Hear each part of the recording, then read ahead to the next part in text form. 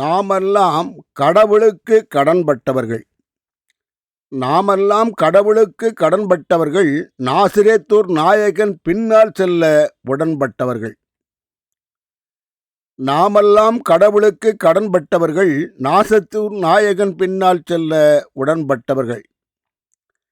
அலகை நம்மை தாக்க வரும்போதெல்லாம் அவர் நம்மை காக்க வருவார். அலகை நம்மை தாக்க வரும்போதெல்லாம் அவர் நம்மை காக்க வருவார். அலகையை அடக்க அவர் நமக்கு ஊக்கமும் தருவார். அவர் நம்மை திக்கற்றவர்களாக விடமாட்டார். அவர் நம்மை திக்கற்றவர்களாக விடமாட்டார். அவரை பற்றி கொண்டவர்கள் துக்கத்திலும் அழமாட்டார். அவர் நற்கருணை அப்பத்திலும் இருப்பார், சொர்க்கத்திலும் இருப்பார். அவர் நற்கருணை அப்பத்திலும் இருப்பார், சொர்க்கத்திலும் இருப்பார். அவர் பெரும்பாலும் அனாதைகளின் பக்கத்தில் தான் இருப்பார்.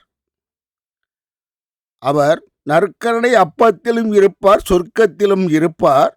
அவர் பெரும்பாலும் அனாதைகளின் பக்கத்தில் தான் இருப்பார். திரு அவைதான் அந்த இறை கடலின் மறை உடல். திரு அவைதான் அந்த இறை கடலின் மறை உடல்.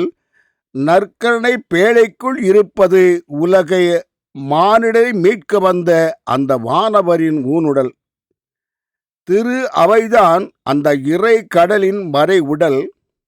நற்கருணை பேழைக்குள் இருப்பது உலக மானிடரை மீட்க வந்த அந்த வானவரின் ஊனுடல்.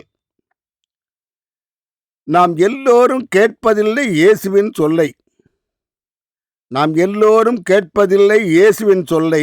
அதனால்தான் உலகில் இன்னும் குறையவில்லை அலகையின் தொல்லை. இயேசுவின் சொல் இன்னும் சிலரின் காதில் விழவில்லை. இயேசுவின் சொல் இன்னும் சிலரின் காதில் விழவில்லை. அதனால்தான் அவர்கள் இன்னும் அந்த இறை மகனை தொழ வரவில்லை. இயேசுவின் சொல் இன்னும் சிலரின் காதில் விழவில்லை. அதனால்தான் அவர்கள் இன்னும் அந்த இறை மகனை தொழ வரவில்லை. உலக கண்ணோட்டத்தோடு பார்ப்பவர்களுக்கு இயேசு ஒரு மகான்.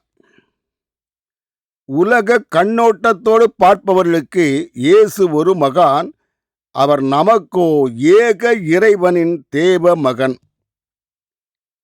இயேசுவின் ஆசி பெறாத தொழில் தொடங்காது. இயேசுவின் ஆசி பெறாத தொழில் தொடங்காது. நாம் என்ன குதித்தாலும் அது விளங்காது. இயேசுவின் ஆசி பெறாத தொழில் தொடங்காது.